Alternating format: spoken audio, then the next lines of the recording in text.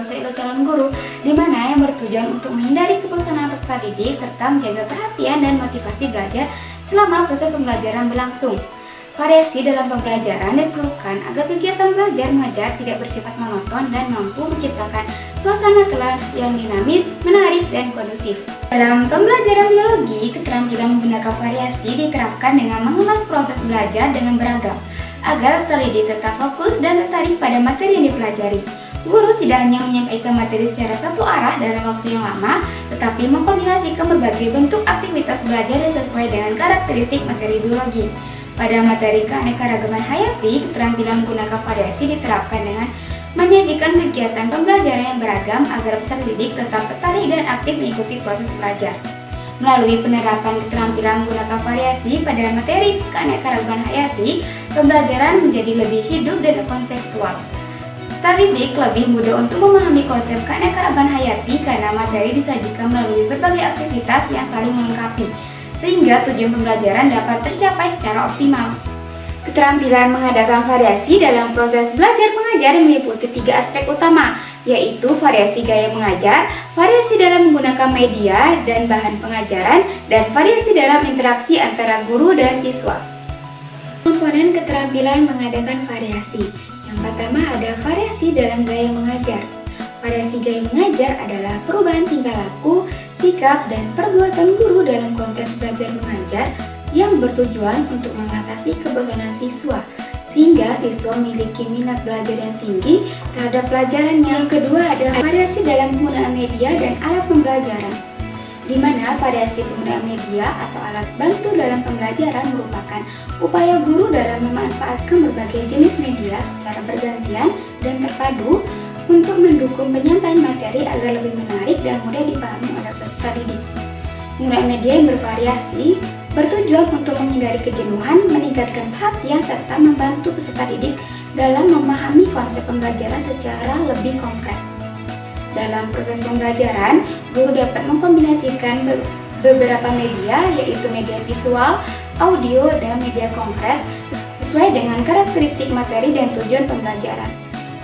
Yang ketiga ada variasi pola interaksi dan kegiatan siswa, di mana variasi pola interaksi dan aktivitas siswa dalam pembelajaran merupakan kemampuan guru dalam mengatur dan mengubah bentuk hubungan belajar antara guru dan siswa serta antar siswa melalui beragam aktivitas pembelajaran.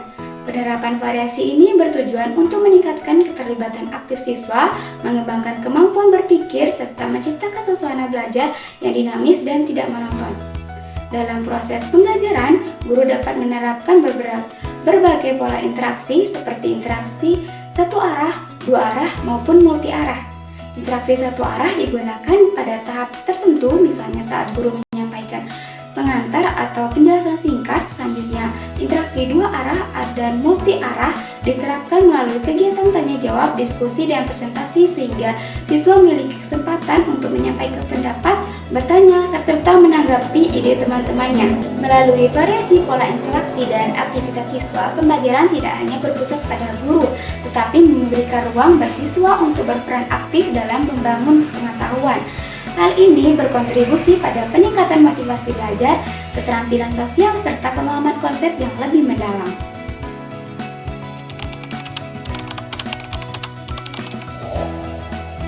Variasi suara adalah perubahan suara dari keras menjadi lemah, dari tinggi menjadi rendah, dan dari cepat menjadi lambat atau sebaliknya.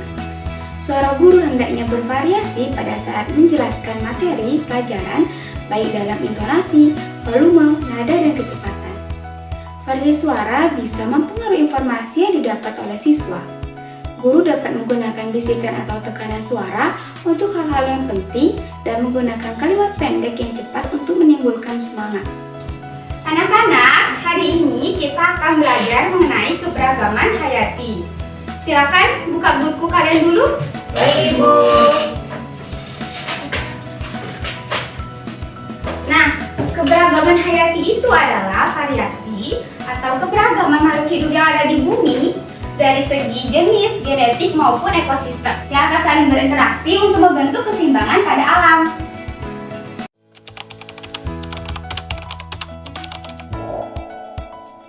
Variasi dalam gerakan kepala, gerakan badan, dan ekspresi wajah adalah aspek penting dalam berkomunikasi. Gunanya untuk menarik perhatian dan memberikan kesan dan pendalaman makna dari pesan lisan yang disampaikan. Secara umum, keberagaman hayati itu dibagi menjadi 3, yaitu keberagaman gen, spesies, dan ekosistem. Nah, untuk sekarang kita akan belajar mengenai gen dan spesies ya. Baik, Ibu.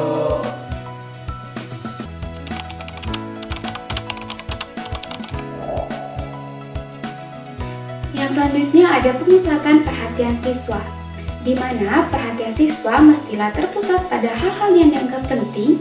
Hal-hal ini dapat dilakukan guru misalnya dengan perkataan, "Perhatikan ini dengan baik-baik ya." Atau, "Nah, ini penting sekali."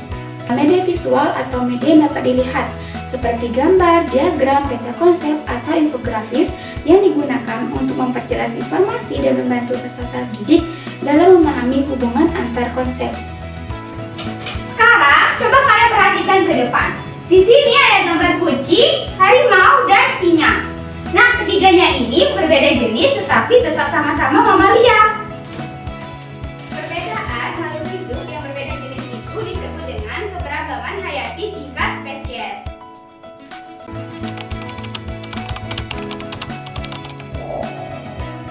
Adanya kesenyapan yang tiba-tiba dan disengaja saat guru menjelaskan sesuatu merupakan cara yang tepat untuk menarik perhatian siswa. Perubahan stimulus dari adanya suara kepada keadaan yang tenang atau senyap, atau dari adanya kesibukan atau lalu kegiatan dihentikan akan menarik perhatian siswa karena rasa ingin tahunya siswa. Nah, sekarang Ibu akan bertanya kepada kalian. Anak-anak, siapa yang bisa memberikan Ibu contoh salah satu keanekaragaman tingkat spesies yang ada di sekitar kalian? Silakan Sancang. Mangga dan pisang, Ibu. Nah, bagus. Ada lagi yang mau menambahkan? Silakan Ani. Contohnya anjing sama kucing, Ibu.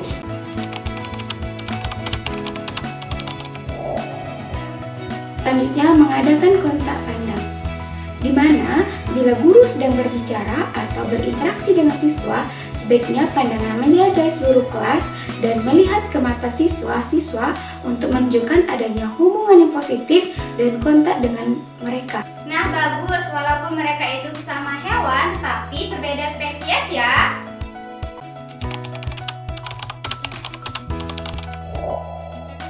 Selanjutnya ada variasi yang dilakukan dengan menggunakan alat bantu sederhana atau alat peraga yang dapat disentuh dan diamati langsung oleh peserta didik.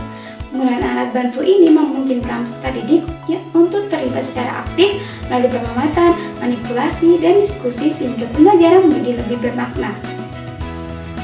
Sekarang perhatikan ke depan ya. Di sini Ibu memiliki 2 bunga Kamboja. Apakah semuanya sama? Berbeda. Ya, Ibu. Betul sekali ya. Meskipun ini sama-sama bunga Kamboja, tetapi mereka memiliki warna yang berbeda. Nah, perbedaan inilah yang disebut dengan keberagaman gen.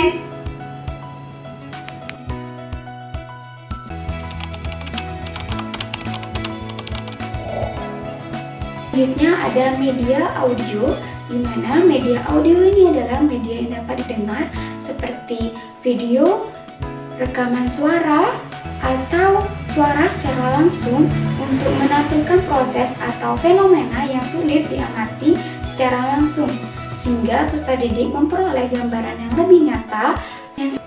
Sekarang Ibu minta untuk Ani dan Sanca untuk memperkenalkan diri.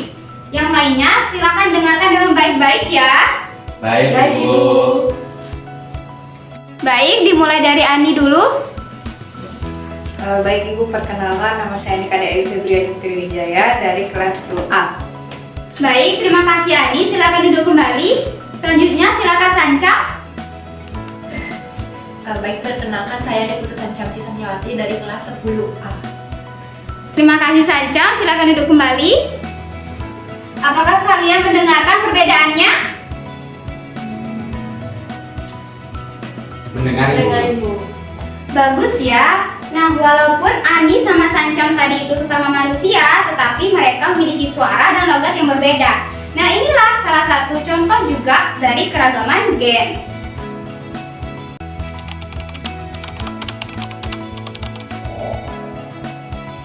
Selanjutnya, pergantian posisi, di mana pergantian posisi guru di dalam kelas dapat digunakan untuk mempertahankan perhatian siswa, terutama sekali bagi calon guru dalam menyajikan pelajaran di dalam kelas.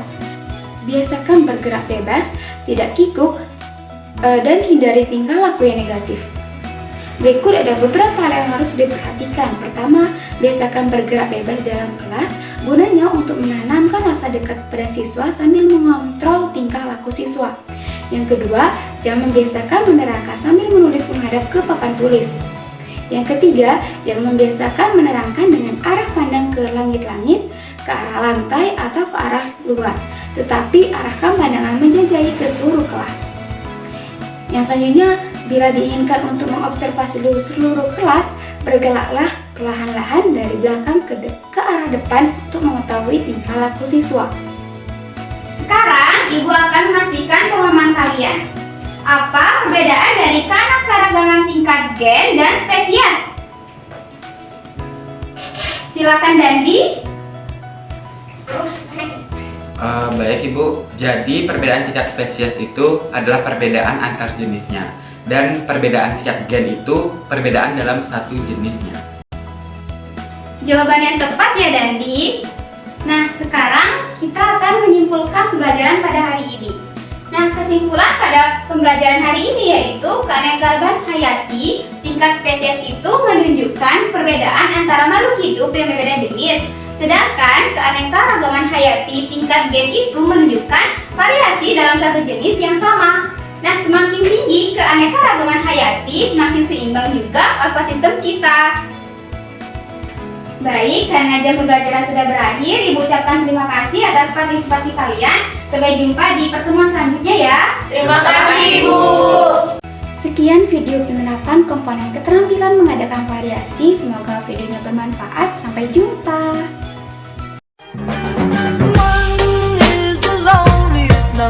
That you'll ever do. Two can be as bad as one. It's the loneliest number since the number one.